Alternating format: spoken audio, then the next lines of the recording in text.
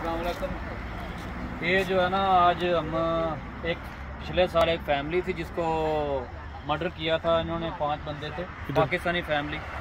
और यहाँ पे इस रोड पे तो आज 14 अगस्त का दिन है, तो हम इस वाले से यहाँ पे दुआ करने आए हैं कि अल्लाह ताला उनको जन्नत में जगह दे, और जो एक बच्चा बच गया था उसको जो है ना सब्र दे, और अल्लाह ताला करे कि हम सबको भी जो है ना ये तौफीक दे किसी तरह यहाँ पे आते रहें। और ये जो है ना ये रखे यहाँ पे दुआ करने, ये देखिए ये यादगार बनाई है इन्होंने। अहमद साहब ये सब 5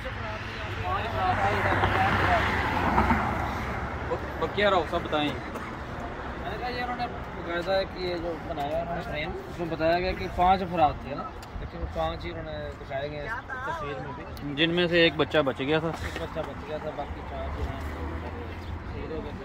शहीद ही कह सकते हैं क्योंकि मेरे बेगम तो तारक साहब दुआ करवा दें। जी बिल्कुल, तारक साहब दुआ कर लो भाई, तो बच्चे वास्ते दुआ करो यार जेडे शहीद हुए फैमिली।